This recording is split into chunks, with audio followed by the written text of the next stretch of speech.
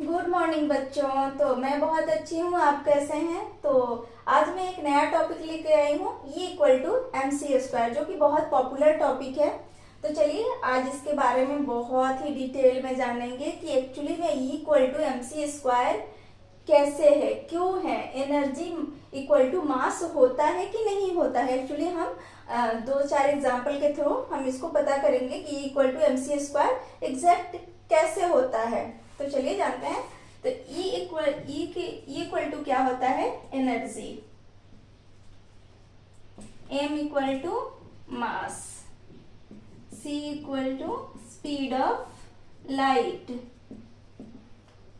Speed of light जिसकी value होती है 3 × 10⁸ मीटर प्रति सेकेंड होती है। ठीक है बच्चों, तो E इक्वल टू MC² होता है।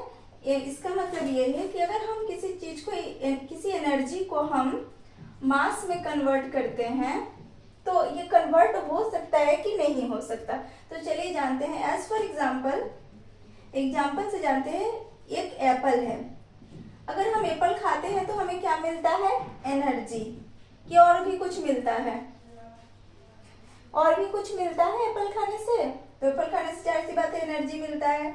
और एनर्जी क्या चीज में कन्वर्ट होती है? मास में।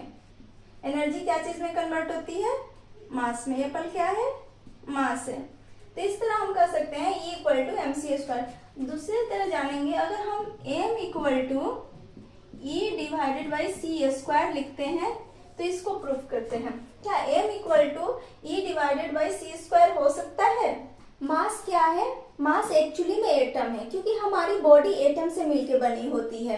तो मास प्रिडिक्ट करता है कि मतलब जो जितने भी एटम्स हैं, actually atom says that 99% theory says that empty. मतलब अगर मास 100 kg है तो वो हमें 1 kg मास ही एक्चुअल मास है। मतलब अगर हमारा बॉडी वेट 100 kg का है तो उसमें अगर हम एक्चुअल मास फाइंड करते हैं तो वो 1 kg का ही आता है। बाकी जितने भी मास हैं, इलेक्ट्रॉन न्यूक्लियस के अराउंड चक्कर लगाते रहते हैं, जैसे काइनेटिक एनर्जी, पोटेंशियल एनर्जी, ये सारी एनर्जीज C² से डिवाइड हो जाती है।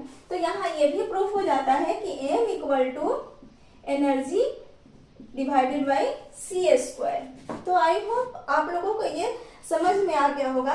एक मैं मैथमेटिकल एग्जांपल ले लूंगी। अगर हम एक चावल लेते हैं, एक राइस का दाना ले लेते हैं जिसका वेट है 0.02 ग्राम। ओके, 0.02 ग्राम है। तो इसको अगर हम एनर्जी से कैलकुलेट करते हैं तो इसका क्या आएगा? तो इसकी वैल्यू हम पुट करते हैं E इक्वल टू MC²। तो यहाँ क्या आता है?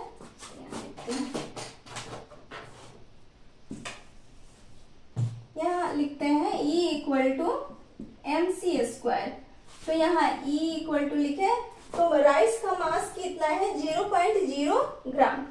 0.0 ग्राम मल्टीप्लाई C² का क्या होता है? स्पीड ऑफ लाइट क्या होती है? 3 × 10⁻⁸ मीटर प्रति सेकेंड।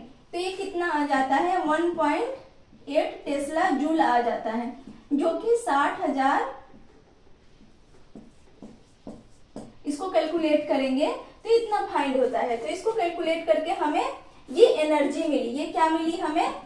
ये एनर्जी मिली। तो इससे हम ये कह सकते हैं कि चलिए एक घर में अगर प्रति डे इतना राइस यूज हो रहा है तो हमें इतनी एनर्जी मिल रही है। तो एनर्जी इक्वल टू MC², ऐसे हम फाइंड कर सकते हैं।